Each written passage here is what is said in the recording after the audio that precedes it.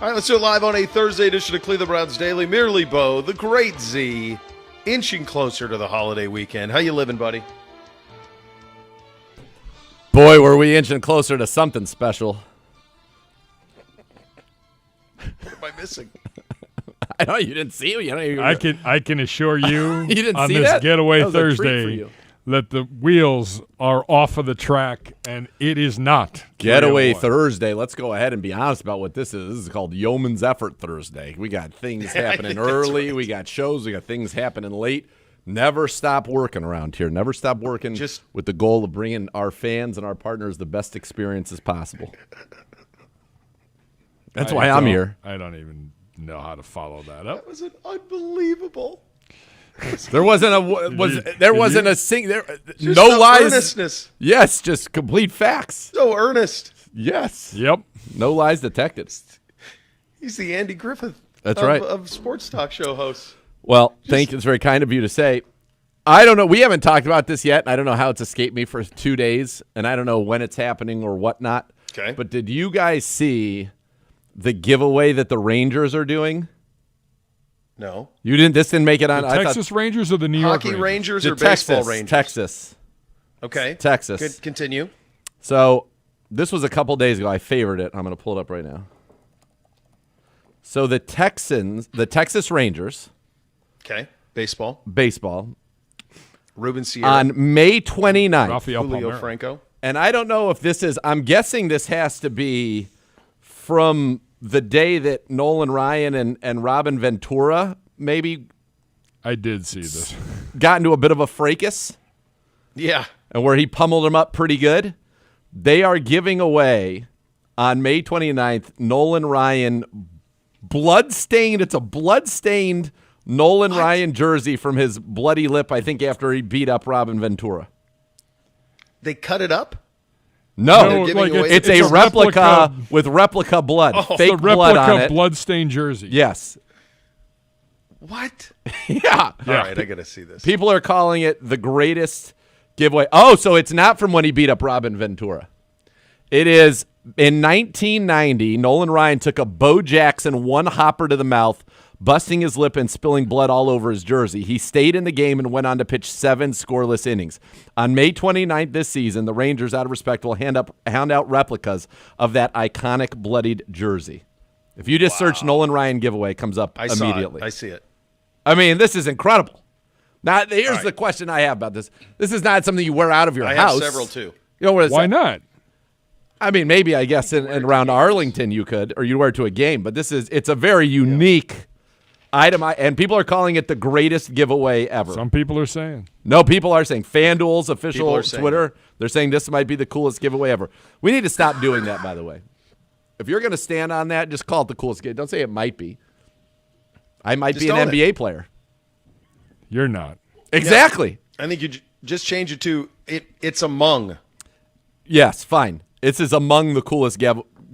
This is a top 5 giveaway ever. There it is. I think that's fair. And so here's my one, and I don't know how you do this, and this honestly, I almost feel like Costanza making this case. The problem with the shirt giveaway is they're all going to be XLs. So if there are 35,000 of those jerseys, how many actually fit the people who are getting them? Mr. Zagura. We live in a world now where the information that a team will have on its customers is robust. Mm-hmm. So I would believe that, for example, if the Browns were going to do some type of an iconic giveaway, which this is, and now this has the hype ahead of time. This isn't happening until May, and this came out in early February that this would be, this is the giveaway. People are calling it, people are saying the greatest giveaway ever. Yep. That you go into your season ticket database. Now you're talking. And that should be a part of when you sign for season. What would be your sizes for giveaways of shirts, hats, whatever? Now we're talking. And this should be one that for season ticket members and who have tickets to that game, those people should 100% get exactly their size. Then you can go ahead and try to get, your analytics of a cross-section of who you think might be showing up for the others. But I think that this is a type of giveaway that should be for season ticket members in their size, waiting for them on their seats. Agreed. And then everybody who's not a season ticket member, you come up and you have maybe 3 buckets. You got a small, a large, and an XL, and that's it. Medium, sorry. What's Siciliano going to do? Small? Small, he's fine. Okay. Or if they can get it down. I mean, listen, it's a giveaway, and if you don't, whatever you end up with excess stock, you can, sell on your team website. Not hard for people who weren't there to let them in on the fun. There you go. Or you can donate it to charity. All right. Let's expand our big brains right here. I think we just did. What is the Browns equivalent of this? What is because there's one that comes to mind for me, but I'm not a native Clevelander. But there is one giveaway that I think would, for a certain segment, would have that. If you did like the replica, kind of would have that juice.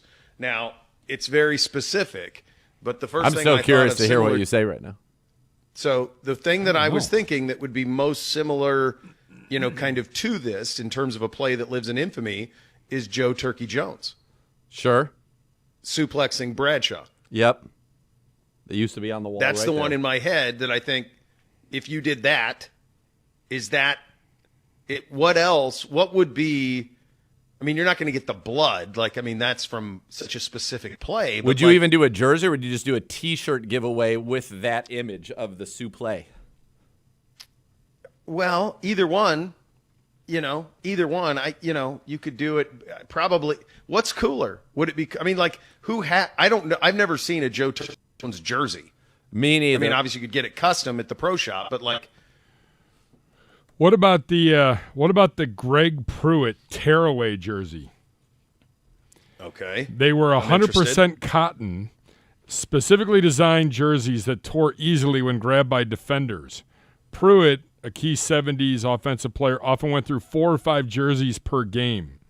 These jerseys, designed to help runners avoid tackles, were banned by the NFL in 1979. Some of these images of Pruitt are pretty amazing. Yes. You basically have half a shirt. That's right. Yeah, I don't know. Yeah, I don't think you're that. Now you're onto something. A Turkey Jones. I think if you were to get if you had a T-shirt. What the heck was that? I think with if you that had image, a T-shirt with that image, I think that would be awesome because it's such a nuts image. He's literally right on his noggin. Yeah, it's a pretty remarkable image, and I think it sours Bradshaw to this day. Good. Yeah, I've heard him talk about it, and he's bitter about it to this day. Yeah, I think if you had a T-shirt with that on it, I think that would be a fun giveaway day, especially, and I would give it away the day we play the Steelers. I might have to talk to somebody. I think I know people who know people. Yeah, that might be the one. And then on the back of the jersey, it just says t-shirt. Turkey. Maybe you could partner with Butterball or. Now we're talking. Around Thanksgiving. Yeah, around Thanksgiving. And have a Turkey Jones. That on the front and on the back, it just says Turkey with the logo of whatever Turkey. What's the other one? There's a Butterball. There's white something. Honeysuckle white. Honeysuckle. Yeah. Yeah. So yeah, the Turkey Jones image is pretty unbelievable image. I kind of even like it. I like it in a black and white. I'm looking at one right here. I like it in a black and white where the only color is the orange and the brown. I'm looking at the exact same one you are. From the Premier Auction Galleries, I bet you are. Yeah, I think that is. Yeah, I want that on a T-shirt, and I want, say, Turkey on the back with a little Turkey brand logo. I'm going to go take this to somebody right now. I have a great giveaway idea. Don't you think we just did something here? I mean, I know we did. Isn't this a remarkable giveaway? What? It is a remarkable didn't we just giveaway. do I believe the something man cool? that's Yeah. sitting in the studio right now has the ability to get that in front of the right people. Yeah, I think that's right. No pressure. How about you? Yeah. Yeah. It's part of your yeoman's effort this week and today. Yeah, there you go. Turkey Jones was fined $3,000 That's a lot of money in 1976. Yeah, it is. Yeah. For that hit. Worth every penny. Yeah. I mean, I wonder what percentage of his salary in 1976 was that. What did he make in 76? In case you guys were wondering, it's really not. It's smaller than you'd think. Smaller than you think. Let's see. Inflation. Well, juxtaposed to his salary. Salaries ranged in the 70s between $20,000 and $60,000. Yeah. And I'm guessing he was closer to the 20 than the 60. Not a skill position. No, not a quarterback. It's about $17,500 today. That's a big fine. Right. But that would be like if NFL players were making, if today's salary they made $180,000 a year. Right. Yeah. That's a shot. Oh yeah. Yeah. What was the allegation? That he suplexed them? Here, and a I have it up. suplex is illegal? I mean, I don't understand why he could even be fined for.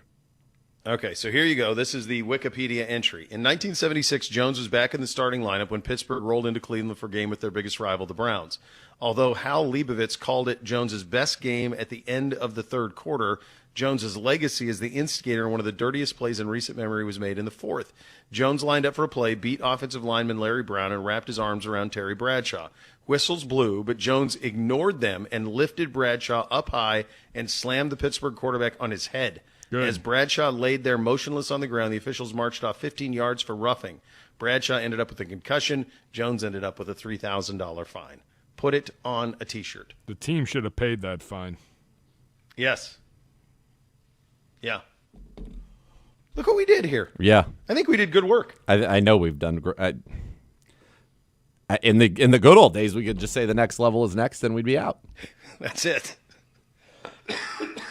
That's it. That's all you get. That's all you get. Yeah. Yes. That's a good one. That's a good job. That's a great giveaway. It most certainly is. So if you guys, Yeah. if you see that, we need to petition the league to play the Steelers in November at home the week before Thanksgiving. Sure. Get that right on You're the on schedule. it? Good. Gibby's on it. We'll be at the combine Gibby's on soon, and we Mike can get North, these things tracked. if you're listening. Yep. He's got a beautiful There you go. mullet. Yeah, I like what we did there. I do too. Hey, we've got some news on day 38 of the 120-day plan. The Browns have requested an interview with Texans pass game coordinator Corey Undlin for defensive coordinator position, per sources. Hey, we mentioned interviewed that name. Falcons defensive pass game coordinator Mike Ruttenberg for the job on Wednesday, Dr. Z. Yeah, we'd mentioned that name, and if you want to keep the same system, Corey Undlin does that for you. He was with Monken on the Jag staff. He was the DB coach in Philly when Jim Schwartz was the DC there. So he's got connective tissue to both of those guys. This is the exact system that Houston runs, is what we run. Yep. So it would be a very that would be the one, to me, external hire that would work as seamlessly as, of course, the great Tarvs or Banda. Right.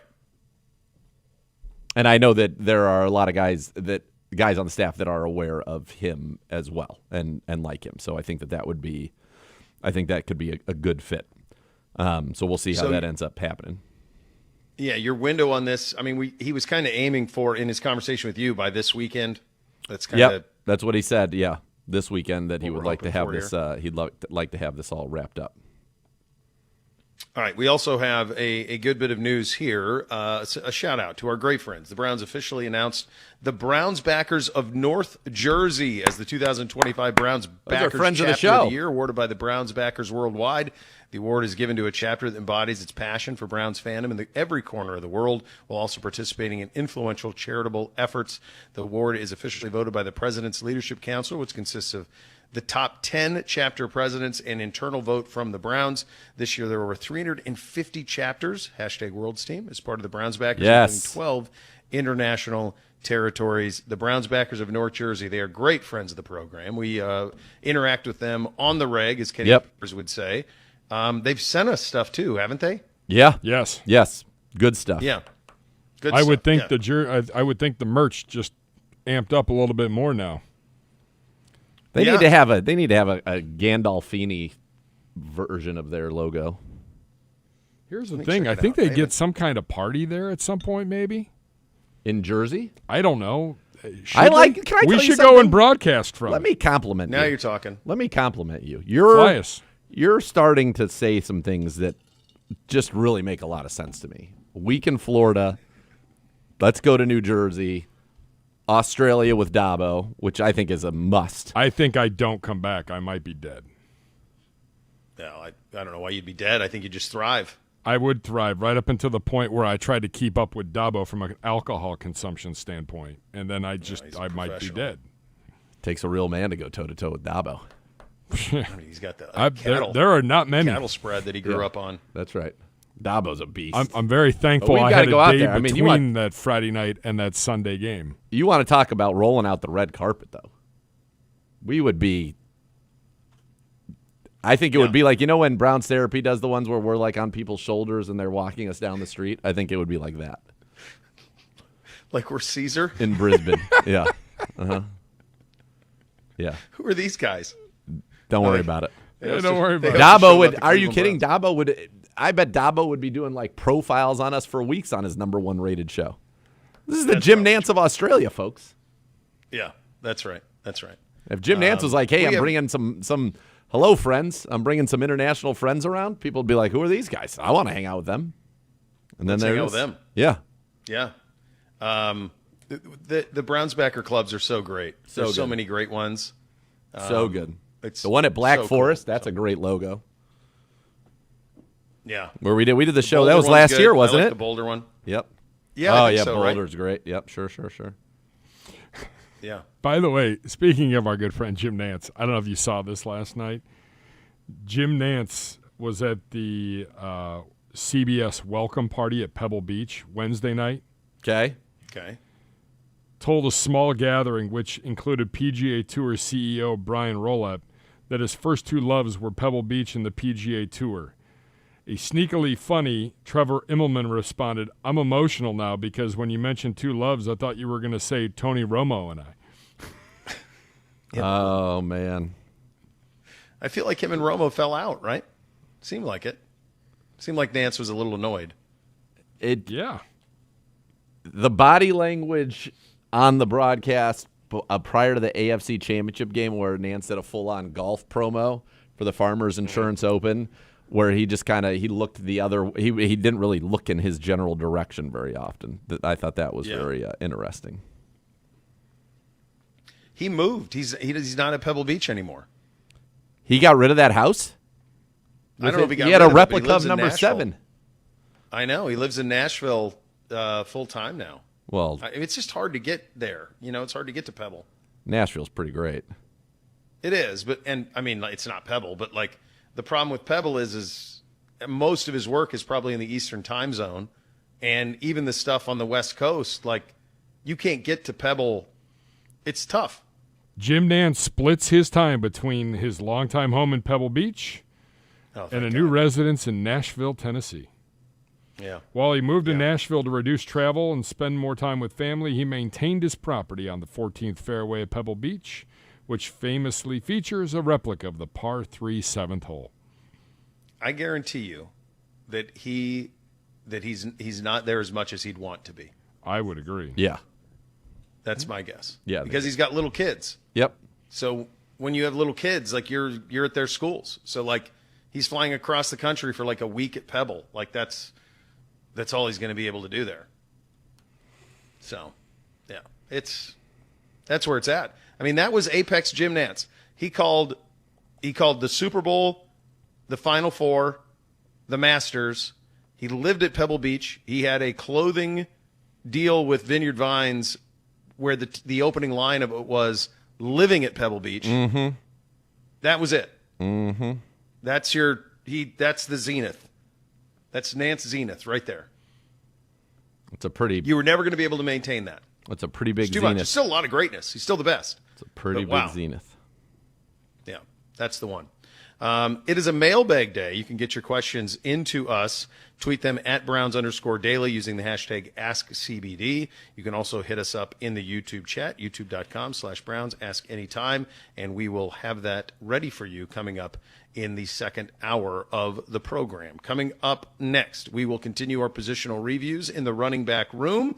You have that to look forward to, which is very nice. We're off and running on a Thursday edition. Listen to Cleveland Browns Daily. We're presented by Valley Bet, official sports betting partner of your Cleveland Browns. Please bet responsibly on 850 ESPN Cleveland.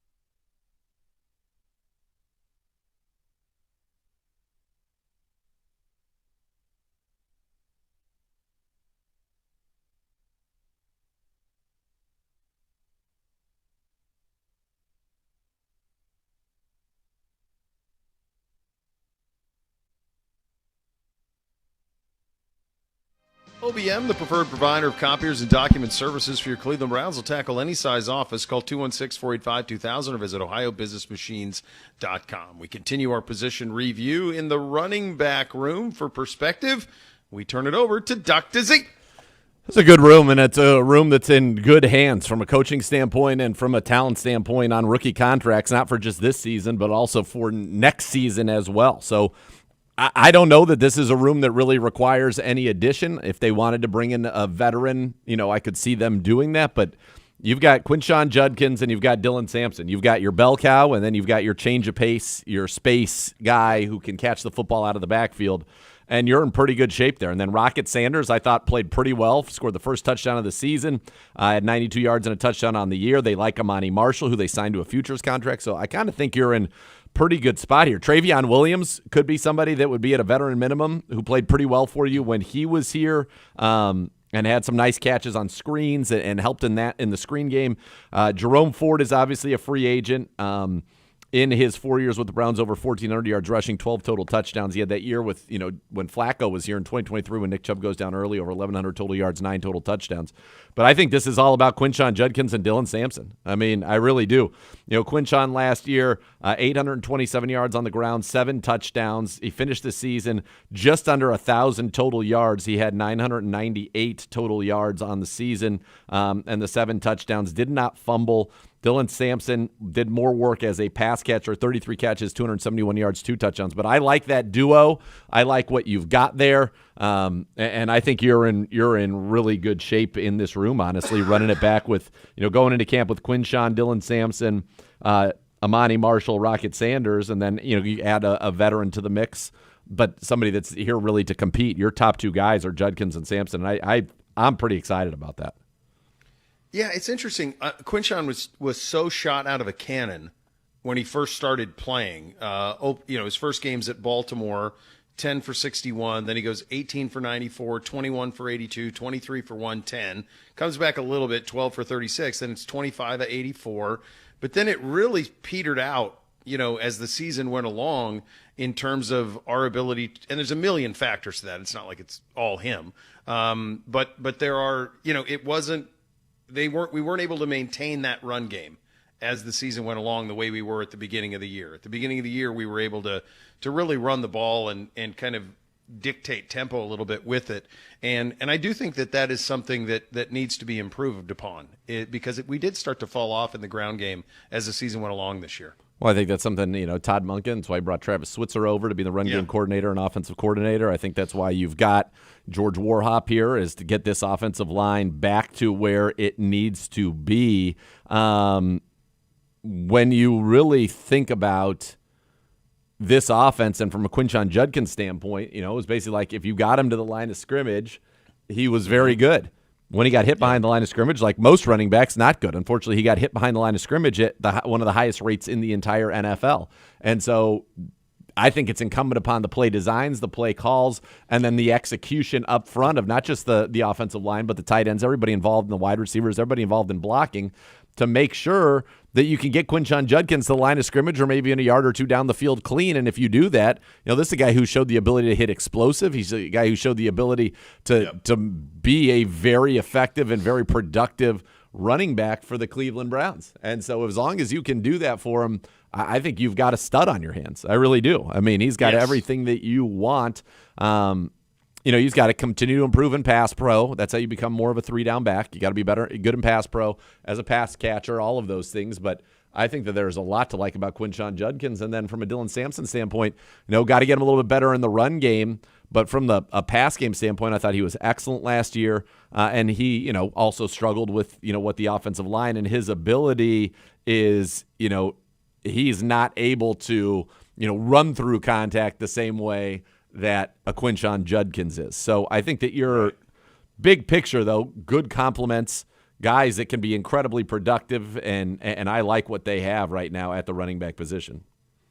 Yeah, and I think it goes to, look, this is a room you're not going to have to worry about. Like, you don't have to add to it. You don't have to draft to it. You don't really have to do anything. And to your point, you could probably bring in a veteran, and maybe that's something that you do. But in terms of year 2 for Sampson and Judkins, what comes with that? But then as you're rebuilding the offensive line, the receiver room, like all of these, the tight ends, all of these things marry, and so I don't recall, we've never been in a spot like this since you and I have been doing the show where there will be so many new faces on one side of the ball. Yeah. I mean, this is a complete rebuild of an offense. Totally. That's going to take place here over the next couple months. Yeah, really, with the exception of this room, I feel like this is the one room that. Yeah, this is it. That's it. So, yeah, we'll see. I like this room, but you hope that this gets to a point where it was like when we knew that we had for a while.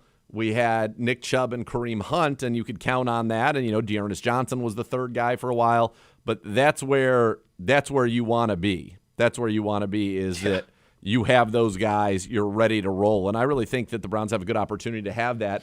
Two guys on rookie contracts, not for just 2026, 27, and 28. I think that's great. Yes. Yeah. Pretty crazy. We had Nick Chubb and Kareem Hunt at the peak of their powers. Yeah, it's awesome. In the same backfield. Yep. Yeah. Yeah, that was a scene. Yeah. To have two guys that ran that way, and then behind that offensive line, which was, elite and Callahan and all of those things. I mean, that was a scene to have that. So hopefully these guys can get – Quinshawn is definitely of that ilk, and Sampson is the change of pace. In terms of the battle for the third, where do you kind of handicap that?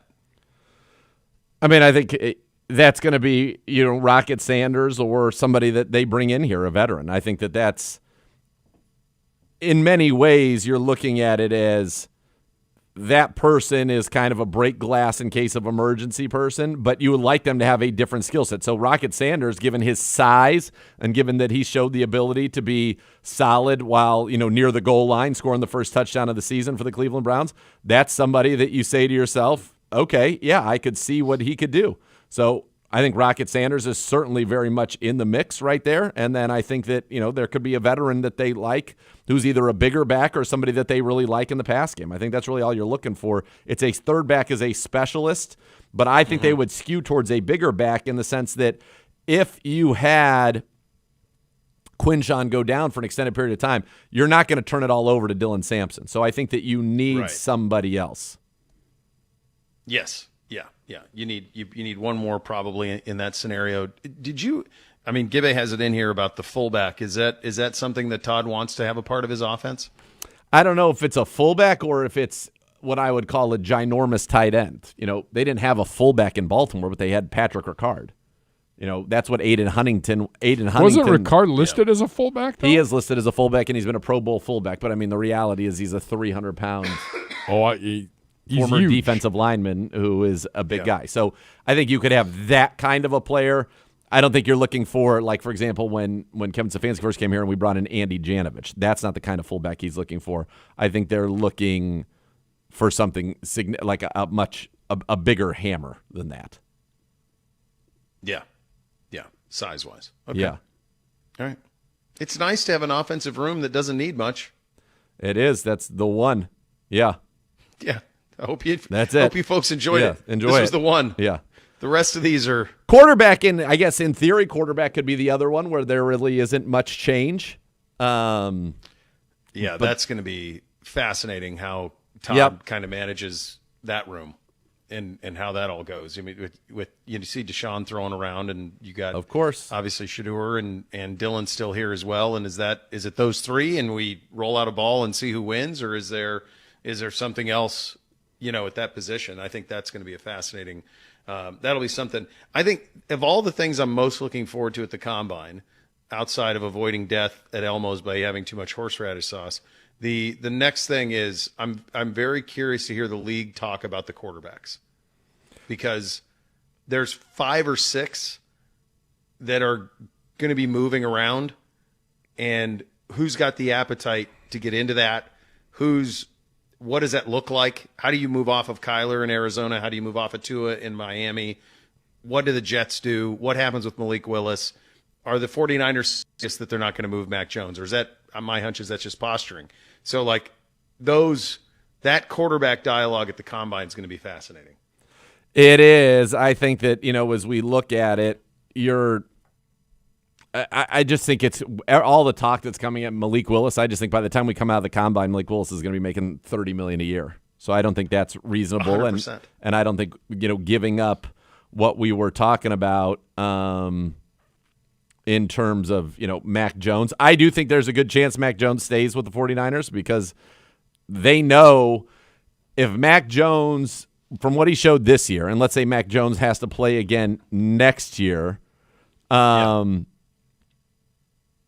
He's probably going to get enough on the open market because of his position that somebody will take a chance on him as a starter, that he probably fetches them a third-round pick in the compensatory pick program. So why would you need to trade him unless you were getting something better than that? And who right now, and maybe people will give up a second-round pick for Mac Jones. I don't know, but I think that's the starting point for any negotiation if you're them.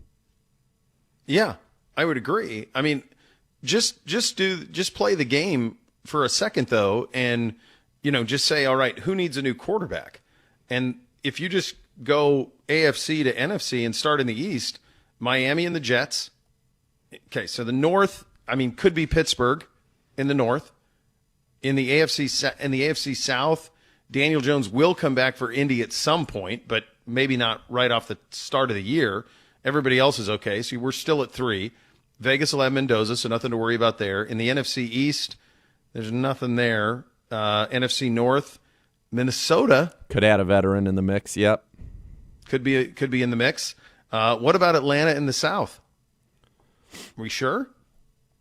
Is it Penix? Penix, and then Arizona and Cousins is still there for now. So we'll see what happens. Yeah, so that's 6. That's 6, not counting us. Yeah. So there's going to be, like some of these teams, I have no idea what the New York Jets' approach to this is going to be at all. Well, I have no idea what Arizona's approach is going to be. And that also goes to the point that there are likely to be more buyers than there are guys, right? Yes. Right. And then do some of those other guys become, does Anthony Richardson become available? Sure. And that to me feels like a let's see, but that doesn't feel to me like a 100% like that's you're rolling. That's a solution. No. But I do think because of what we saw with Darnold, especially Bake to a lesser extent, Daniel Jones to a lesser extent, I do think that you will see people say, hey, maybe there's more to him. Mac Jones is an example of that, and Willis is going to get $30 million. I agree. So there's a couple right off the top where it's like these guys were jettisoned. Now maybe there's more there. Yep. And so their markets will get bigger and bigger as we get closer to it. But if you have 6 teams that want new quarterbacks, there's not enough to go around. Yep. Someone's going to be starting somebody they're not comfortable with. That's happening. Oh, for sure. 100%. 100%. I'm curious, does Cousins end up back in Minnesota? That's something that was talked about, honestly, on GMFB this morning. They were talking about that very scenario. And, Cousins' contract kind of has a poison pill in it where I think they're going to have to release him. Now, they could bring him back, I suppose. But we'll see. Listen, that he's got a very good relationship with Kevin Stefanski. Kevin Stefanski likes him as well. So to me, that would make sense if they aren't sure yet exactly what Michael Penix's availability is going to be early in the season. Yeah, I'd be very curious to know, in that interview process Kevin did with Matt Ryan and Arthur Blank and all those guys, what he said about Penix. Yeah. Because that's, to me, is, is he their guy? And we're going. They drafted him in the first round. I assume they brought Kevin along they brought him in to get the most out of him is probably the idea, right? So, of course. I'm not saying that the Penix experiment is over by any stretch of the imagination. I'm not saying that at all. What I will say is that it does feel like that is a little bit of, if you're Kevin Stefanski going in there, I'm sure you're a heck of a lot more comfortable with Kirk Cousins You've coached him, you've been there with him. By the way, I don't know if people remember this or not, but Kirk Cousins last year went 5-3 as the starter, including winning 4 straight games to close out the season. And in those final 4 games, he threw 7 touchdowns with 2 interceptions. So I know. That's what I'm saying. Like, there's value there. There's definitely value there, and he wants to be a starter. Now, Penix has been 2 years in the league. He is 4-8 as a starter, 12 touchdowns, 6 picks. He 3-6 last year. Cousins was 5-3 with the same team. He's older for what he is now. Already, he'll be 26 this season. Before this season, he's been oft injured in college and now suffered a season-ending injury last year. Matt Ryan has been clearly non-committal on his status as quarterback 1. That's a team to me that when you go back and you talk about these, some of the options out there, that's a team to me that if the Niners were willing to make a trade, that I think the Falcons would be a team that makes a lot of sense. Yes. Yeah. That's the one. That's the one because they're not going to trade him to the Cardinals. LaFleur would love him, I'm sure, but they're not going to trade him in the division. So yeah, I mean that's the Atlanta trade, and is that worth a? Now Atlanta doesn't have any ones this year, so I think their first pick. I'm not sure if they have a 2 either. But I know that they had the 2 1s last year, and because they get both defensive players. Yeah, and one of those guys not in a good spot right now. Yeah. So the Falcons have a 2, a 3, a 4, a 6, and a 7. They have 5 picks. Okay. So they're not a team that's doing, now if maybe they're the team that says, hey, let's trade 5 years in the future, when they're trying to make a move, further on in the future. Something to watch, though. And it's going to be fascinating in 2 weeks when we get over there and kind of get a feel about how the league views all these quarterbacks. All right, coming up next, we'll do a little thing or not a thing with Coaching Hot Seats. You're listening to Cleveland Browns Daily. We're presented by Ballybet, official sports betting partner of your Cleveland Browns. Please bet responsibly on 850 ESPN Cleveland.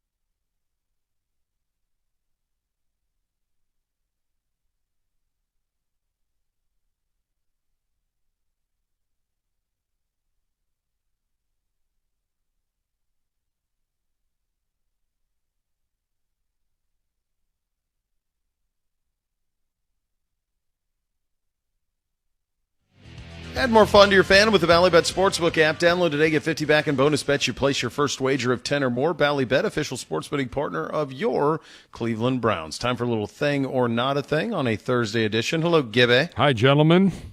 How are you?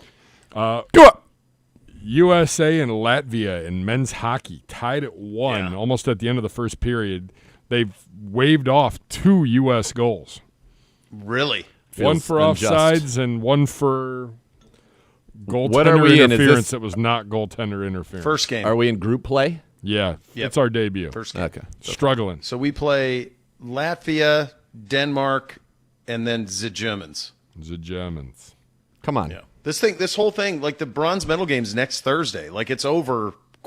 They get it done quickly. Yes, it's very fast.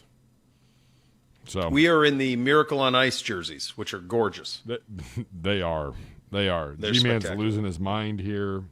We should have just done this from a bar so G-Man could really watch this. Our defense and goalie situation is the best in the tournament, but the Canadian forward situation is insane. Like Sidney Crosby is the third line center for Team Canada. We watched them. That's today nuts. dismantle. Yeah. A team that had 6 or 7 NHL players on it. Yeah. Yeah, their forwards are nuts. Crazy. Yeah. Yeah, exactly. Yeah. Hold on a second. Go ahead. Something just came across my feed from Topps. You know, Topps, the maker of cards. Yeah. Apparently, there is a Larry David 1-of-1 autographed baseball card. Come on. 1 of 1? 1-of-1. It's got some of his iconic faces on it. And it says he signs it Larry David. Pretty good. I mean, it's on the Topps official thing. This is incredible. How do we have this? This should be in the one studio. of one foil factor parallel sold for over 10,000. What? So somebody already Yeah. has it? Dang it. Yeah, I guess. I mean, look at that thing. We're It's a gonna need to beaut. put that in the I'm looking at it. 2026 budget, but I don't know if we have room. It's a beaut, Oh Clark. my God! It's when he was in the softball game against Rosie O'Donnell. Oh, yeah, that picture's in there. Yep. Yeah. Yep. Yeah, it's a great looking card. It's a beaut. So it's a Topps. He's in and I think the back is what you saw, where it's several pictures of him. oh, that's But then the back? Front, Okay.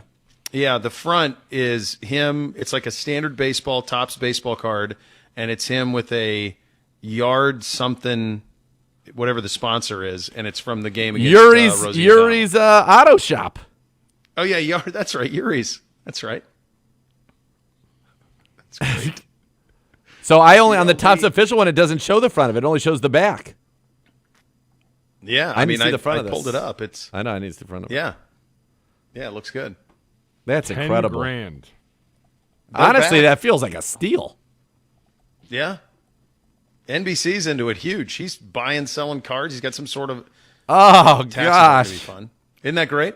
Oh, my goodness. Yeah.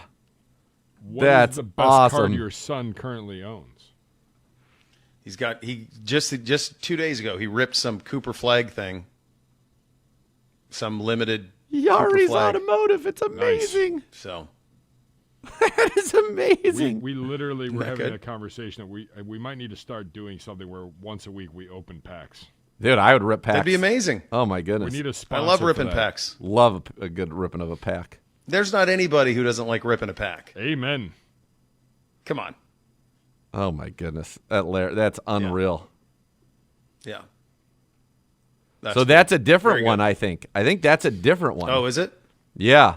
Well, how can it be different if it's 1 of 1? Because this one was from that one was released in February of 2025, and on the Topps thing it says right now that it's in cards now in the 2026, I think.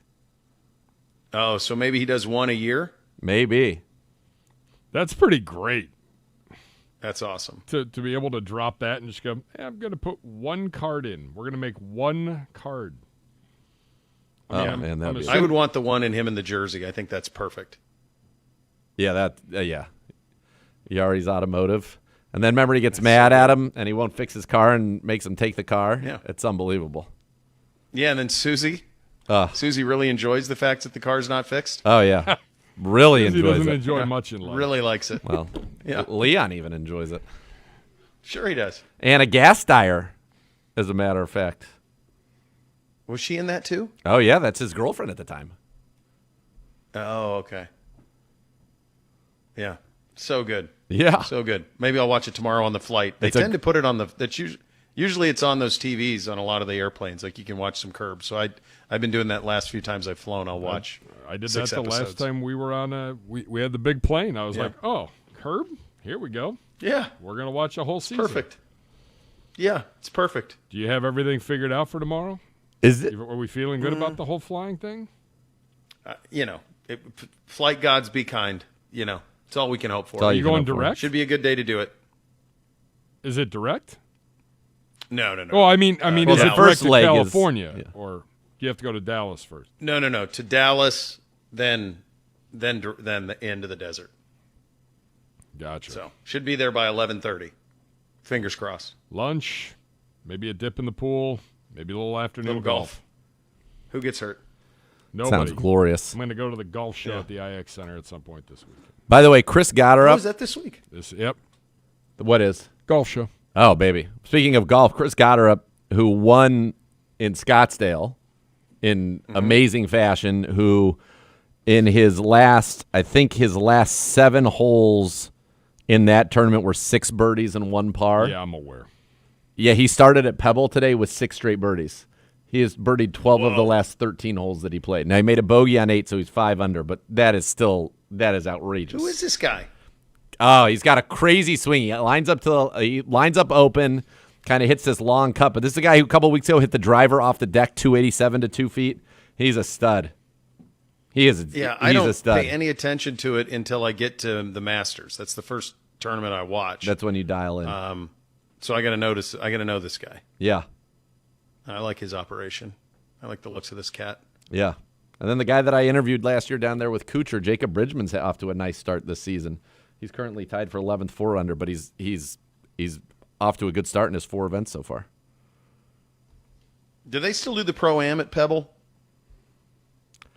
I think so. I think so. It's literally like when I'm looking up the scores, it's called the AT&T Pebble Beach Pro-Am. Oh, yeah. So then Bill Murray and all those guys are still in the mix. Yeah, and then they're playing at Spyglass and at Pebble today, right? Is that right? It's usually what they do. Because there's no official tournament this weekend, or is it it's the Pro-Am? It's not considered a. I think it's still a No, it's an PGA official stop. tournament. It's just Oh, yeah. a different format. Yeah. It's a stop. Yeah. And the In Pro-Am. the old days, they would have Cypress in there too. Like years ago in the Pebble Beach Pro-Am, they'd have Cypress, Pebble, and Spyglass, and now Cypress is out of it. and Poppy Hills. Is Poppy still in it? I don't know. Let's see. I'm going to do some investigating. Yeah. Investigate. That whole peninsula is pretty undefeated. Yeah, I it's mean, pretty just great. to be honest, it's pretty great. It is a mailbag day. Get your questions in to us. Tweet them at Browns_daily using the hashtag AskCBD. You can also hit us up in the YouTube chat, youtube.com/Browns, and we will get to those coming up shortly. Second hour of the program coming up next. You'll listen to Cleveland Browns Daily on 850 ESPN Cleveland.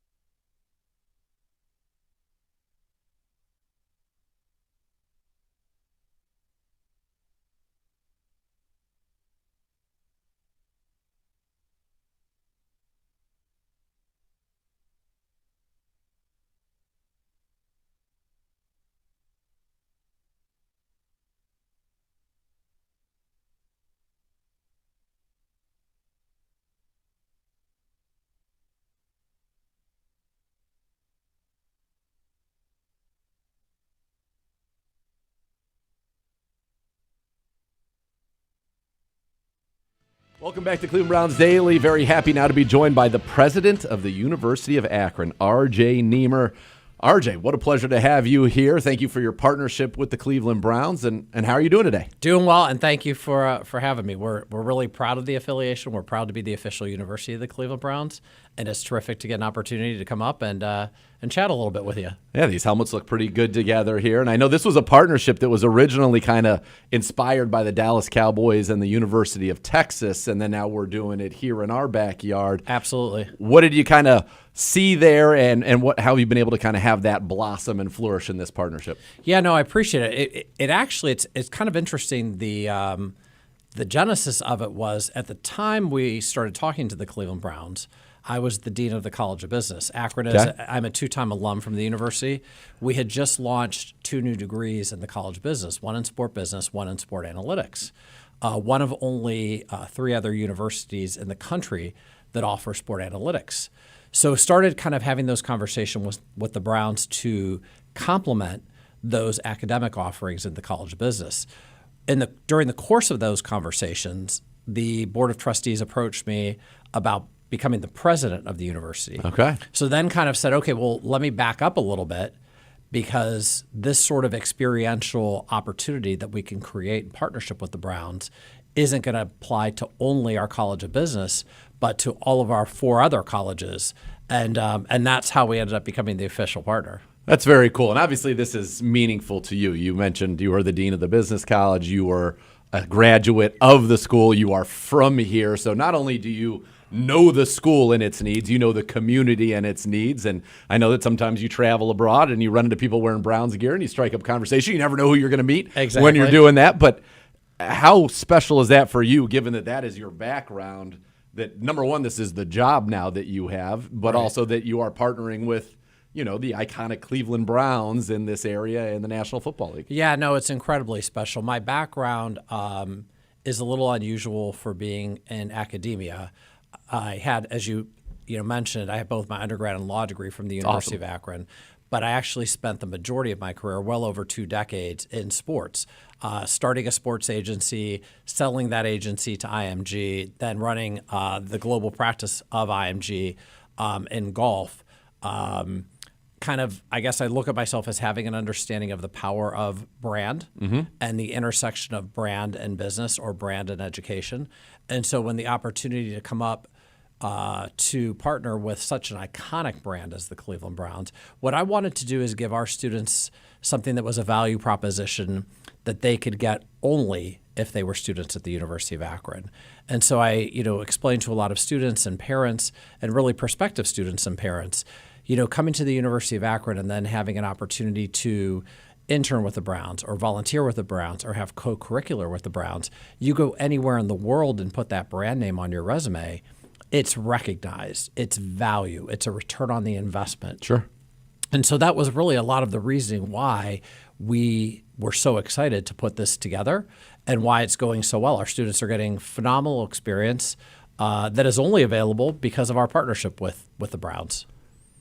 I think that is so cool, but you kind of just slid it in there right there. You ran a golf agency, sold it to IMG, and then you just said you ran the global for IMG? Correct, yeah. So you have a love of academia, because you have a dream job right there, and you're like, I'm good.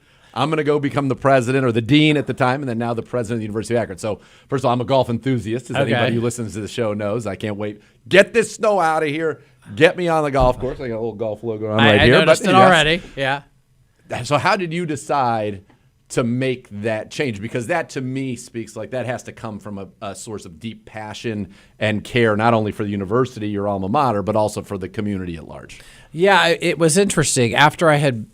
Once I sold my business to IMG and then finished my contract there, it had been, like I said, over 2 decades in sports. I was ready to do something a little bit different.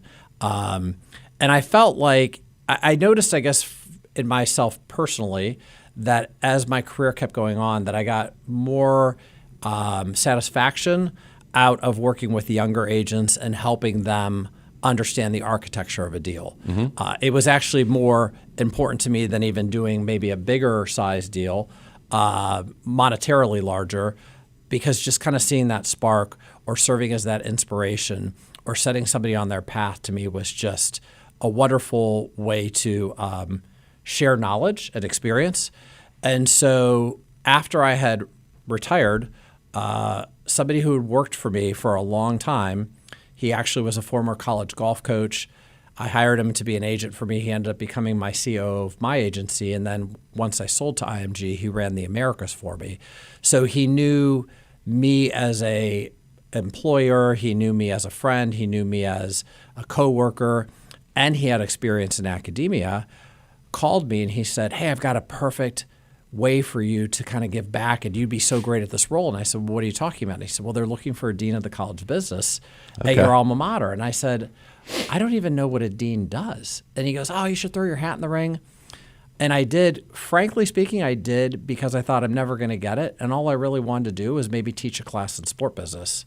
But that ended up, becoming the dean. And here we are. And yeah, so it's personally important, sure, to be at my alma mater, to be a part of the community of not only the university, but of Akron, of Northeast Ohio, growing up here, growing up and going to Cleveland Municipal Stadium to see the Browns play, remembering the era of the cardiac kids, sure, and all of those things that are part of, I guess, my tapestry, if you will. Yeah. So yeah,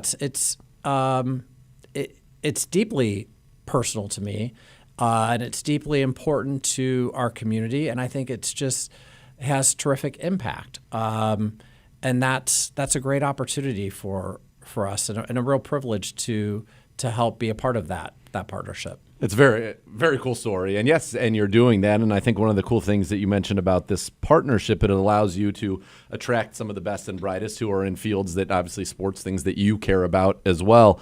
And you mentioned that sports analytics, sports business program. Analytics is all the rage, right? Everybody's talking about analytics everywhere. It says here you also have engagement in a current emergency management course, which I think is pretty cool. And then here we are, we got the helmet technology in the end for the engineering students. So to have that and be able to tap in with NFL resources and also real world examples of those courses and how they're changing the most popular game in the world right now, or certainly in our country, I think that's pretty neat. It's a pretty compelling, value proposition you have to prospective students and current students. Yeah, absolutely. In fact, you mentioned the helmet. That class, I believe, was taught in terms of the molecular structure of the helmet and pads, was taught in our College of Engineering either last semester or the summer before, and was a featured story in our alumni magazine with students actually with helmets that are just like this on the cover and talking about the structure. And obviously with all of the talk about concussions sure, and safety and all those things, certainly a very timely and relevant topic. But really cutting edge, and again, something so different that going to another engineering school wouldn't give you that real world experience. And, having been in sports for so long, it's, if you'll pardon the expression, it's sexy. Yeah. It's cool to be able to kind of have that conversation with other, 19-year-olds or 20-somethings to say, hey, I'm working on this project and getting to present it to the Cleveland Browns. That's got a very cool quotient, high cool quotient to it, along with being practical and different and a real value prop. So we love it. I'm excited to see what we're going to do next. Faculty always kind of liaise with the Browns organization to talk about what these co-curricular opportunities look like. And it's always exciting to see what they come up with. Yeah. And somehow I end up getting the credit for it, which is unfair because I'm not by any sense the brainchild behind it. But I love the fact that we're doing it together. And I think it's been kind of fun because once we announced it, we had been contacted by other universities saying, hey, we're thinking of doing something with our franchise. What does the architecture of your deal look like with the Browns? And that's your sweet spot right there, the architecture of the deal. Well, yeah, it was kind of, that whole imitation is the best form of flattery. At first I was kind of annoyed, like, well, they're copying. But then I thought, hey, we were kind of first out in this area. And to your point, looked at a little bit of what Dallas was doing, but wanted to have our own footprint on it. Sure. And like I said, it's exciting to see where it goes next. And how it looks, another year or two from now. Obviously, NIL has changed the entire landscape of what college sports is like. It's a moving target. Having been in sports for so long, it's certainly a very dynamic industry. With your agent background, I mean, you're recruiting and signing deals. It's not just you don't recruit them once. Yeah, you're recruiting and re-recruiting and re-recruiting and re-recruiting. And I'll be honest, it was part. And I've had this conversation with our AD, our trustees, some of our donors.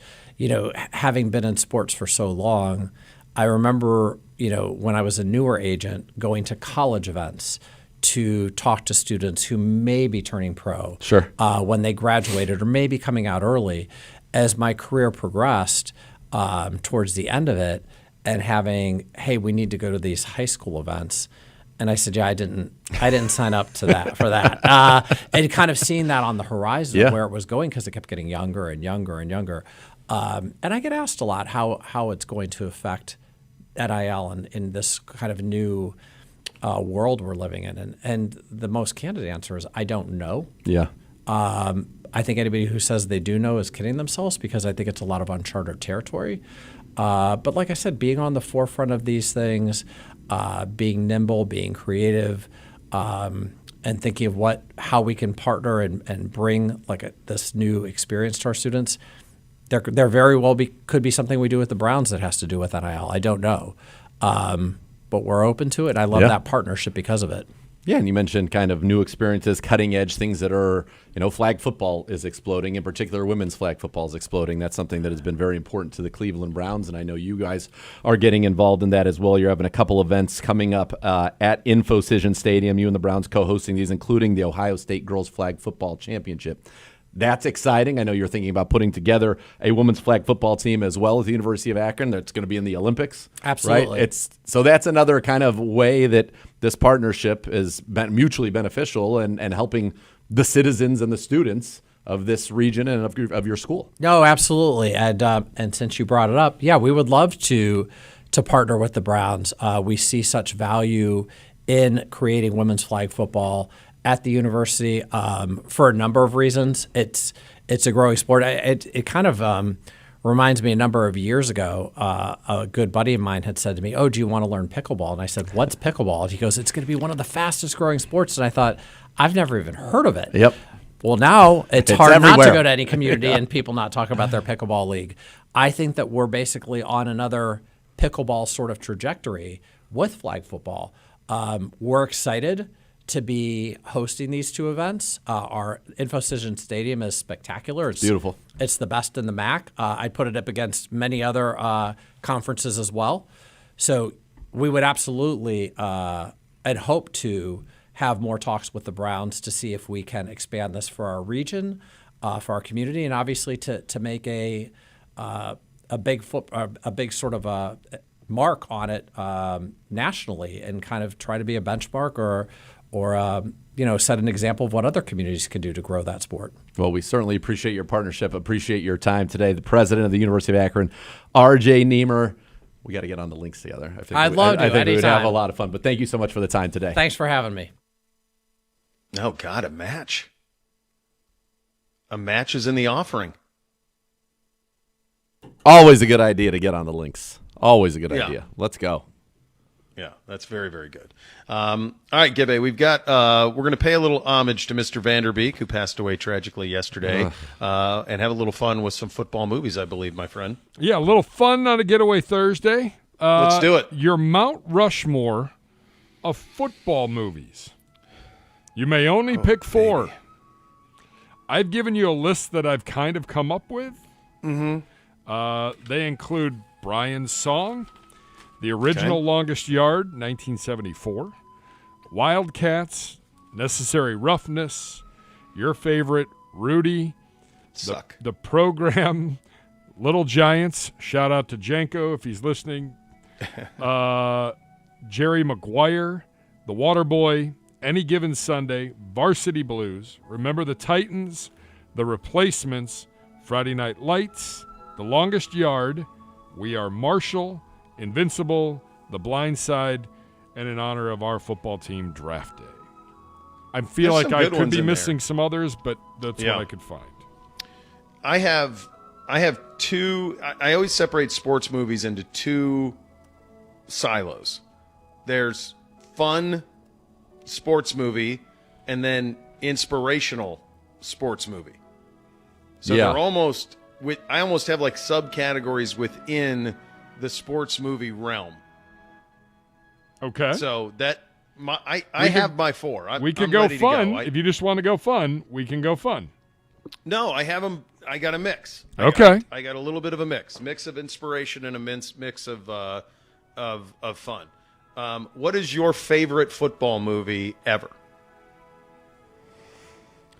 So George Washington Yep. on the Mount Rushmore. I'm going to put Any Given Sunday in the George Washington spot on my Mount Rushmore. Okay. I love Any Given Sunday. It's so good. There's a lot of stuff that's real. Pacino gives some great speeches in it. It's got everything you want, from the glitz, the glam, the drama. The football in it is actually pretty good. I like Any Given Sunday. I think that is a fine. When was the fine last movie. time you saw it? Probably in its entirety, years. But I owned it, Columbia House. But I've watched like bits and pieces of it. Like if it like pops up on my TV, I will watch it for a little bit for sure. I haven't seen it from. I'm like you. Like it used to be on cable all the time, so Yeah. I would paratroop in for 20 minutes. Yeah. I don't think I've seen it from the beginning to the end since I saw it in the theater. Oh, I definitely. Now I've probably seen it 20 times in pieces. Yep. But in terms of like press play, watch throughout, Yep. I think it's probably been since it came out in theaters. It is on my list. It is not my George Washington, but it makes my Mount Rushmore. How about you, Gibbe? What's your experience with Any Given Sunday? I like it. I don't know if it's in my top 4. I like it. I'm entertained by it. I don't know if it. Yeah. I think it has stuff in it that are there's stuff in there that's probably closer to the real NFL than anything else. And so for me as an NFL guy, like I appreciate some of that. It's one of those ones too where it's kind of unfortunate that they couldn't get the uniforms. I understand why not. Obviously, I get it. yeah. But just, Yeah, if that had like the NFL Miami uniforms, yeah. The Miami Sharks was pretty. That one's pretty cool. Yep. But there was the team they play for the championships, Albuquerque something. That is a crazy looking outfit. Yeah. That they've got them in The Albuquerque and it's almost Aztecs. Borderline. Is that what it is? Yep. It's borderline distracting. The Albuquerque operation or whoever they play for the title. I can't even remember. I just remember they're yellow and red. That's the way that I remember it. But yeah, it's on my list. It's on my Mount Rushmore as well. I think it might be the original Longest Yard. Okay. I have I'm that debating that's between in my that one and the honorable newer mention one. category. So that's Burt Reynolds. Yep. Yeah. I just don't know Paul when the last Crewe. time I've even seen that. Oh, I had to be a kid. I haven't seen it since I was a kid. For sure. Yeah. Yeah. I assume it holds up as well as anything from 1974 can Yes. hold up. I'm debating between that and the newer version, but that would be one of those two is my George Washington. I just love Okay, it. okay. I think it's a good movie. It's fun. Yeah. So my George Washington, and this is just because of what it meant to me at the time that it came out, is the program. So I was a high school football player when the program came out. It was something that I remember. I want to say I was a sophomore. It was the first. Yeah, I was a sophomore when it came out, and 93, I yep. remember going to watch it and being like, we played it. We went and watched it on a Friday night. And then our games were on Saturdays because we didn't have lights. And like I remember saying in the huddle, "Put the women and children to bed and go looking for dinner." Like I remember doing that in the huddle as a sophomore starting quarterback. I remember that very, very well. And so like I watched it before football games. I think as long as I can, every Friday before a football game, we would watch it almost. I mean, I've probably seen it 1,000 times, and it just takes me immediately back to high school and yeah. all of it. So it's just, it's not my favorite movie of these, but it's the one I've seen the most, and it's the one that was the most inspiring to me as a kid. And so that's that nostalgia is potent. it's potent in this case. So Latimer. the program would be my George Washington. Except then people started lying down on highways after that movie. That wasn't good. But I remember they took it out almost immediately. But we went within the first 2 weeks. Oh, I and so saw we it. saw it on I the big saw it in the screen. theater. Yeah, I saw it Yeah. in the theater. 100%. But they that's pulled it within 2 weeks. They pulled it. That's on my That scene. that is on my list. That made Okay. that made so my that's your final Mount four. Rushmore or not? Yeah. Program made my Mount Rushmore. Okay. All right. Gibby, do you have the program on yours? No. Good movie. Okay. I don't know what I'm trying. I find myself circling the more entertaining movies. I'm going, number one, my George Washington will be the 2005 version of The Longest Yard. Okay. The Sandler version? Yeah, I like that. I'm a big fan. I never even got through it. Yeah, Why? I didn't either. I don't know. I just Didn't take. It didn't take for me. I loved it. That was a movie that I didn't feel like needed a remake. And the other thing is like, I mean, Burt Reynolds played at Florida State. That's right. Like, he's a dude Yeah. as an athlete, like legit dude athlete. So, that was something that the first one had. And Sandler's a pretty good athlete, sneaky good basketball player, like all of that stuff, but like not on the level of Reynolds. No. Playmaker was the best part of that movie. You had a little Great Khali cameo, Terry Crews. I think wasn't Goldberg in it? Yeah. I think so. Goldberg, yeah. Oh, yeah. Stone Cold was too. Yeah. That just never All right, so took for me. So Gibby, you have who's your Abraham Lincoln then?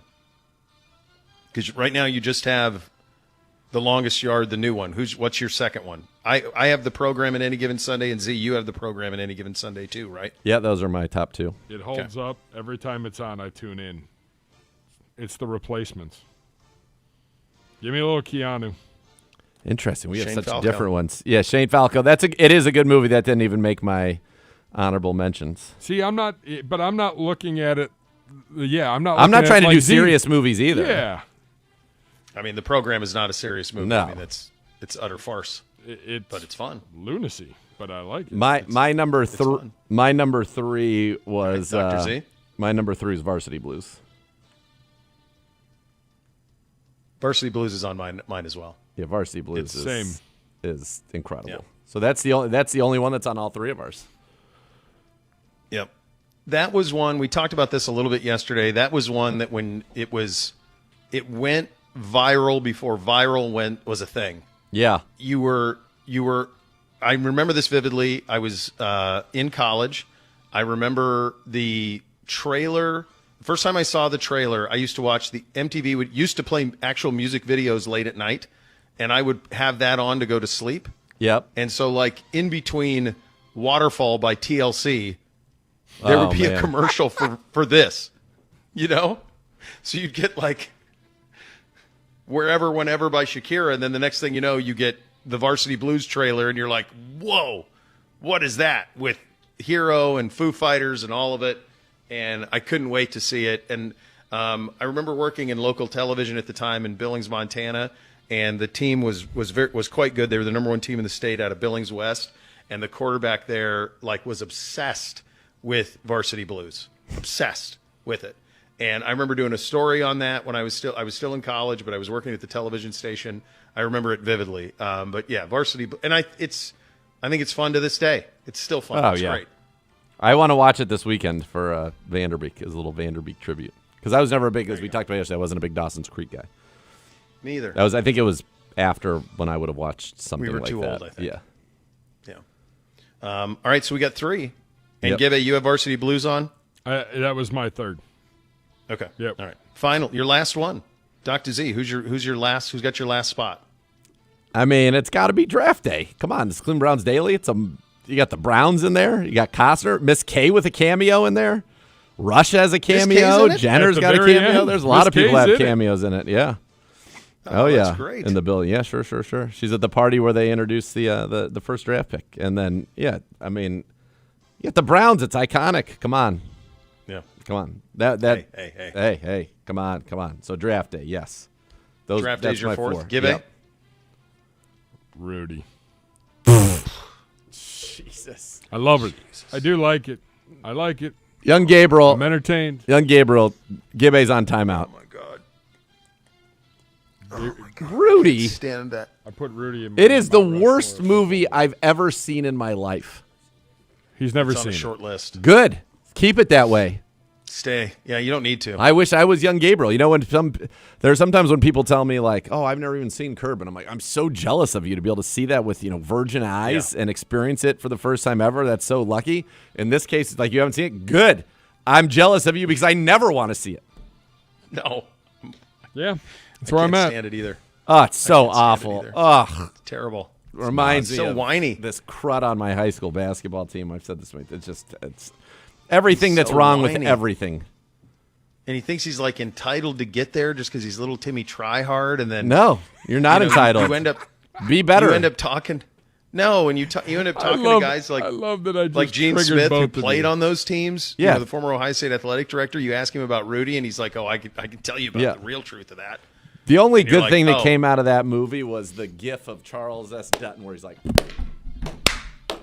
That's it. that's the only thing. And it's a gif, which no sound. I don't need anything. I need nothing Yeah. from that film at all. In fact, that's a film that if I was in charge of the Motion Picture Association of America, I would say burn the reels, strike it from the record. And anytime anybody wants anything from Sean Astin, give them Goonies. Lord of the Rings. Give them Lord of the Rings. Samwise Gamgee. You can give them That's a sucky movie.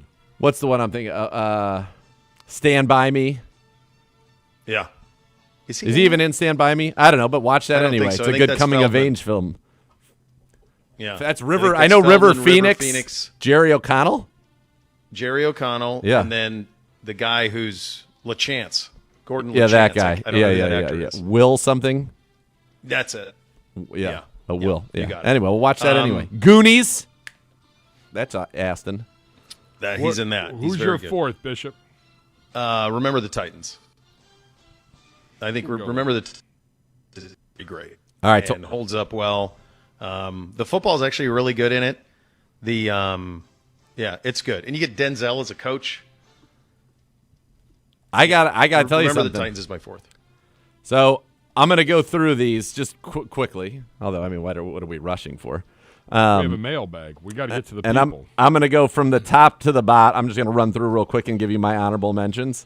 Brian's song, not an honorable mention, but I've seen it. Longest Yard original, honorable mention. Wildcats, absolute That's fun. honorable mention. So fun. Yep. Definitely. Goldie Hawn. I really thought about putting it in. Now, if you said first out, they like to do that, or the last one out, whatever that is.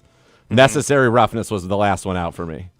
That was fun. If draft day wasn't about the Cleveland Browns and we didn't have personal relationships with cameos that were made in that movie, Necessary Roughness would have been on my Mount Rushmore for sure.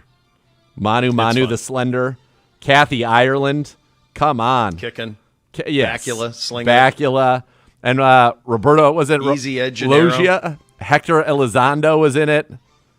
Yeah. I mean, give me a break. Just an absolutely just low Sinbad. Yeah, and Robert Loggia. I knew he was in there. He's Yeah. unbelievable. Logia's the defensive coordinator, and then Yeah. Ed Gennaro's the head coach. Yeah, unbelievable. Yeah. Yep. Great cameos That's a in good that one. too. I mean, the cameos are unbelievable in that one. Yeah. Yeah. So that would have been my That's a good next one. one out. Rudy crossed off the list. Gone. Little Giants. Be honest with you, never seen it. I don't Great even know what it's movie. about. Neither. I cannot tell. I haven't You seen know it what? either. You should make your boys watch it. Little Okay. Giants. Please. I'm just telling you. Why is did you Lucas did not you on like this the list? Sandlot? Did you like the Sandlot? Lucas. Why is we- Lucas not on this list? If you like Corey the Haim? Sandlot, Lucas. you'll like Little Giants. Why is he ignoring me on Lucas? Lucas is great. Where's the Tom Cruise one That's where he a- plays for Ampipe? I saw that and I was like, I didn't remember it, so Yeah. I didn't put it down. Jerry Maguire. Oh, really? Honorable mention. Johnny Be Good. That's what. Yep. Jerry Johnny Be Maguire. Good's pretty solid. Jerry Maguire. Is Jerry Maguire a football movie? I or don't know, just though. Football adjacent. Yeah, I don't know. I think it's complete football me. adjacent. Rod Yeah. Tidwell's the football part of that movie. Right. Waterboy, absolute honorable mention. And I thought about putting it onto the Rushmore because I've seen that one a ton, and it's from Yeah. a comedy standpoint. You got Winkler firing on all cylinders. the great Sandu. All of his merry men that are in all of his movies are in that one. Yeah. Great cameo from The Big Show. Remember the Titans. You guys are going to yell at me, and I apologize. I don't think that I've ever seen it. Wow. It's great. I've definitely never seen that. And I think Remember the Titans is probably the closest thing to like football Hoosiers. Okay. And I haven't seen We Are Marshall, Invincible, or The Blind Side. We Are Marshall's really good too. It sounds pretty awful to me. It sounds awful. Well, It's not. yeah, It's I mean, what not. it's It's telling a deep the story of. Is, Yeah. It sounds awful. Like, it's weird. I don't like to watch a lot of shows that movie ever. deal with real stuff. I want like fake stuff. You know? That's just Yeah, that's I'm with you. it. But and also maybe as I'm older, I just don't watch movies like I did. Like I'd say my peak movie watching era was childhood through college and then maybe a couple years after that. But like I'm not in my peak movie watching by any stretch of the imagination. It's 2 hours. Yeah, you don't have 2 hours. You have an hour. You can watch a show. You can't. I mean, it's hard. And by the way, I skipped over this one. Friday Night Lights, the movie. I know Billy Bob was the coach, and I see that some of the guys who were in the show were in it, Connie Britton as well. I have no recollection of that as a movie, and to me it's disqualified just because the series is incredible. Yes. And I'd rather watch the series. Like you said, oh, you need to watch some Friday Night Lights. I'll throw on a random episode of the series before I'd watch that. And if Buddy Garrity's not in the movie as that guy, He is. It's the same one? He's not Buddy Garrity, but he's playing the exact same role in the movie as he does in the show. Okay. Well, that helps it. But Same still, actor, the show's everything. better. Yeah. Yeah. It is. The show is better. That's the rare IP where the movie is awesome, the book of the source material is awesome, and the TV show is awesome. Like they kind of did all of it. We'll open up the mailbag coming up next. Cleveland Browns Daily, 850 ESPN Cleveland.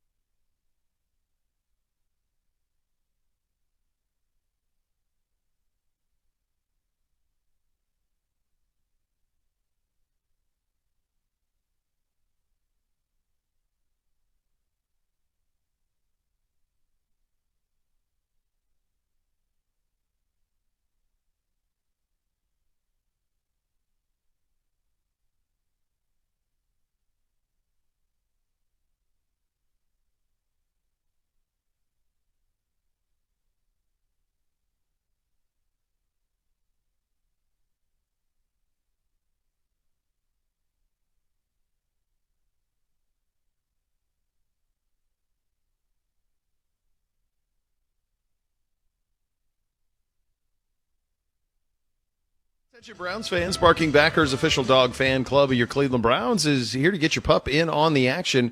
Enjoy exclusive gear, tail wagging events, and more made just for Browns dogs. Memberships are available now, so fetch yours today and gift one to a furry friend at barkingbackers.com. Time to open up that mailbag. Hello, Gibby. It is time to open it up. YouTube.com/Browns and the Browns Daily Stream on YouTube. Or you can tweet at us at Browns_daily. Love a Dog today asks, with both sides being in their prime, who would win in a fracas, you or your dad? I mean, I wouldn't last long. In his prime? He's got plenty of faults, but I'm not beating him in a fight. His hands are like a vice grip. I mean, even to this day, he's approaching 80, and he can grab your hand or your arm and – I mean, he's man's man. Like I'm a sports stock host. Like I'm not of that level. You know, the girl wants to debate this one. Oh, I remember my on-off button too. Yeah, well, I remember being in a real studio with on-air lights, on-off, off. It's been a while. This studio hadn't had those for like 7 or 8 years. So for you to when I said it, when I said it, my struggling still after 7 or 8 years, it's impressive. Yeah. No, I'm not debating Bo's side of it. I know you're not. I think you're debating your side. I think I'd like to. I mean, I've got him in reach, height, weight. In his prime. What was his peak strength? The thing about my dad is that I feel like that it would have to be like in. I think that I would fight with dignity and honor. And he would have no rules of engagement whatsoever. So, like, and I also think with my dad, like, the only way to win the fight would be you'd have to, like, kill him. He'd be like the Black Knight. Like, that's just a flesh wound. Yes, to death. And I have no interest in killing my dad. So, he was formidable in his day because he's got a little, like, he played rugby and he's a little crazy. He's a little nuts. Yeah. But, I mean. Let me take you out back, golf You're boy. quite a bit bigger, though. I am quite a bit bigger. If it was a boxing match, I don't know how he could get in. There have only been a couple of times in my life where I feel like I entered into like a true like fight or flight mode. And like I feel like under those circumstances I could be somewhat formidable. Well, certainly now. I mean, you're probably stronger now than you've ever been in your whole life. That's true. Yes. Yes. Right? But I don't know that you really want to be. Although I guess maybe old man strength is helpful. Listen, I took a guitar to the head. I performed this show in a neck brace. When others would have sat at home. That's true. I was clotheslined by a 7'4", 420-pound giant. Well, and I enjoyed every minute of that. You can call it whatever you want to call it. It is not fun falling in that ring. It's not fun being Irish whipped into a steel guardrail and have your We look forward to seeing fractured. you this summer back in there. Well, I'd like to too. I don't know. How far did you get into Deadwood? How far did you get into Deadwood? All the way. Okay. Do you remember the captain fight versus the captain versus Schwerengen's henchman fight in the thoroughfare? Oh yeah. Captain versus Dan. Yeah. I think Dan is Pedro. I think that's how he fights. I think he's going to put bacon grease all over him so you can't get a handle on him. I think he's going to gouge eyes. I think he's going to bite off 100%. ears. Yes, my dad. I mean, that's his what I mean. Level, yeah, of depravity and what he would do. Yes. What he's when Dan and capable of Captain would Turner. stun. Yep. Yeah. Yeah, and they went and in that fight that you're talking about, they went into both knowing it was a fight to the death. That's what I feel like it would be. I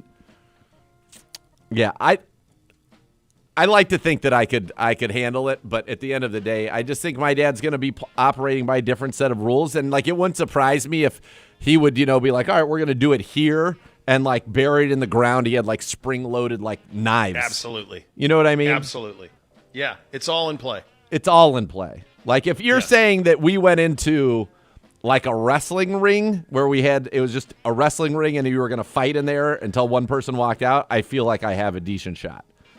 But if we're talking about just like out in the streets and he's up to whatever, like, I mean, he would get me good. When I started to be able to beat him in basketball, those games were borderline fights. But like at that point, I didn't have the physicality to withstand it. You know what I mean? You're a kid. No, and I also I mean I'm 6'4", 225 now. I graduated from high school 6'4", 150 if I'm like carrying 10-pound weights. So he was throwing you, yeah. You know what I mean? Like, Yeah. yeah. I think I would be at my best now in that type of I a agree. situation, or even like within the last like 10 years. Within the last 3 years. Yeah. What about you, Gibby? I don't know. My father's retired Army. Yeah, I don't No, you think have no chance. that doesn't I sound don't good for think you. I don't think that's ending well for me. How big is your dad? No, you're He's like 6'1", 6'2". Oh, so you're significantly, you have height on him. the reach. I do. And I you mean, seem like I wouldn't want to, you seem insane to me in a fight situation. Yeah, I think Gibby would Oh, be a I'm lot breaking like Pedro. bottles. I would try to stab you. Yes, that's what I'm saying. 100%. There's Yeah, no question. I don't That's know that- Pedro, I think. Yeah. Gibby versus Pedro would be a good fight because they're two like Bill Laimbeer-esque, like just violent, dirty players on the basketball court.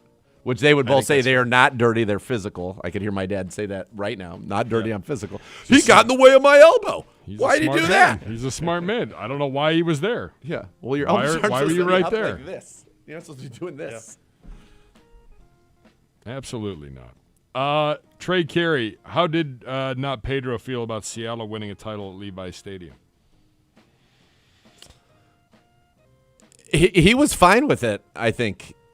I honestly think, if I recall, I think he was actually rooting for them because he's like annoyed. He's bored with the Patriots. I think he was actually rooting for them. Fine. I would agree. Speaking of fighting, more fighting questions. Kyle Gratz, who wow. wins in a fight to the death? Maximus Meridius from Gladiator. Oh, this is part of our old bracket. Go ahead. Achilles from Troy, and King Leonidas from 300.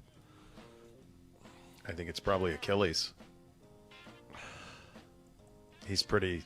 I mean, all we can go on is the depictions. He's basically a killing machine who can beat any man on the planet. So's Maximus, though. Yeah, but he's a general. Like he, like Well, then he ends up a gladiator. I understand, but there's a level of Achilles warfare that is. I mean, it just feels like he's a next level warrior. I mean, the Odyssey's about. I mean, like I just feel like all time. So One general gladiator versus the greatest warrior the world's ever known, who's half god.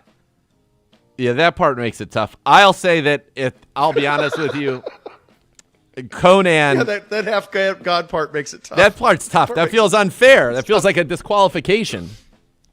It is what it is. Who was the third one? It's like being like, "Are you going to beat Thanos?" Well, he just snaps his finger, and like half the people on Earth Yeah. are dead. I It's mean, Maximus what are we talking about? Meridius from Gladiator. Maximus, yeah. I Achilles think from Troy, and King Leonidas from 300, who is also pretty formidable. we throw Achilles out, and I think we replace him with Conan the Barbarian, and I think we call Conan. Well, just do Conan Maximus versus Achilles is probably a fair fight. I mean, I take Conan no matter what. Brad Pitt, please give me a break. Yeah. Brad Pitt's not beating up Conan the Barbarian. Are you Well, nuts? but now you're doing the person. You're doing the actor, not the. I can only see him. I can only Being asked see about what the I can character. see. I can only see. Yeah. I can only see. That's who he is in the movie Troy. It's Brad Pitt. Arnold Schwarzenegger's he's tearing him up. When Arnold in Gladiator, I mean, in Conan has that thing where he goes like this, and he's got those kind of like braces on his wrist with the kind of like arrowhead coming out of the top of it, and he's just wrecking people. That like, give me a break. You don't want any part of that. Yeah, what's that guy's ethos? I don't know. The ethos of Conan. Let me make sure that I can say it. I have to make sure. Let's clean. Yeah. Yeah, be careful. Achilles taking out that big guy with the sword, and he also took out Hector, who's the best warrior in all of Troy. Conan takes out a that- serpent god. Yeah, fair. He says, this is what Conan says. What is best in life? To crush your enemies, see them driven before you, and hear the lamentations of their women. I mean, are you kidding me? You're betting against that guy? It was also pretty wild that they went with James Earl Jones as the adversary. Tulsa Doom. Yes. Yeah, he was quite formidable. So formidable. And the way that his face morphed into a giant serpent was nuts. That was nuts. Yeah. All right, we move on. That's good, though. I like that. This from the Derby City Browns backers. When can we get a week in Louisville, Kentucky during Derby week? Bourbon distillery tours, mint juleps, the ponies, Gibbs having the time of his life in the infield during the Derby, or should we live it up in Millionaire Row? 2025, this is being shot down. 2026, Gib A, new Gib A 2.0. Can't wait. Let's go. Can't wait. I'm I would in. have never shot this down, number one. Erroneous. I have this on a bucket. If you had list any to kind be of in an the inkling infield. that I was excited about it, you would have shut it down immediately. Well, it came from you. That's why. It wasn't Derby my week. idea. Exactly. Derby's pretty great. It's pretty great. I would like to experience the infield. Yes. Yeah. Yeah, it's a scene in there. I mean, I'll go wherever. I'm not. Yeah. Yeah. Jared Luganbill, if you could participate and be good at any Olympic Winter Games event, what would it be? We've been talking about them all week. By the way, I think the U.S. is up 2-1 now. Like I could be good at it, like really good at it. 3-1. I think I would be Tamba. I feel like there would be nothing cooler than to be the greatest downhill skier. And he was slalom, super G, all of that. But I mean, being the best alpine skier on planet Earth, I feel like in those circles, I mean, and come on. Was Katarina Katarina Witt? Yes. Yeah. Give me a break. Yeah, I like Katarina Bitt. Tamba's pretty great. I feel like that would be that feels pretty good I think to that's me. the right answer.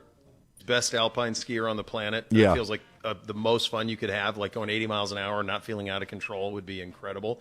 I would just say one honorable mention to ski jump, because that's got to be as close to flight as you can feel without. I'm in. I have told these guys all week. I'm in on Yeah, that. the three that popped into ski my jump mind would be pretty crazy. were those. I do feel like if you were good at skeleton, that would be really cool. Like, where else are you going to get that kind of a rush? Yeah. Luge, not as interested in. But like to be awesome at the biathlon. So you got some cross country skiing and that, but then like you come out there and you can just like flip a piece over and just be like kapow, kapow, kapow, pow, pow, pow. Click, click, It click. just feels like a little Last of the Mohicans, but Nordic. That feels pretty cool to me. Yeah, fair. From Bobby here in our final 2 minutes. Hey, Bobby. What's Bobby! something you're irrationally competitive about? Everything. Oh, I'm aware. Everything. Probably most things. Euchre. Probably most. Right now is what my family would say if they were listening. Yeah. If What's I'm going to do Mario something, I don't Kart. want to lose. Losing stinks. Hate losing. Yeah. What's the most unhinged purchase you've made that you don't regret? Macho Man G-Man Randy bought a Savage's lightsaber yesterday. Macho Man Randy Savage's ring-worn robe and bandana combination that he wore in London, England when he was the WWF champion against Hulk Hogan. That is for sure unhinged, and it is zero regrets. Although I've seen the prices that some of his robes are going for at open auction right now, and I'm tempted. Do you have a letter of a certificate? Oh, of yeah, of authentic- course, yeah. Yeah, that's very cool. Do you have one, Bo? An unhinged purchase? No, I don't think so. Not something that was like. 30. 30. For the most part, my wife would say that I think too much about it Yeah. before I do something. Like I think about it too much. Yeah, you don't think about the Versus Macho Man's unhinged. robe. You just act. And that's the mailbag. Yeah, you just do it. All right. Good job out of everybody. yeah. Special edition of Cleveland Browns Daily tomorrow, and then no show on Monday for President's Day. Enjoy your elongated weekend, kids. We are back next week. Thanks for listening. Cleveland Browns Daily, 850 ESPN Cleveland.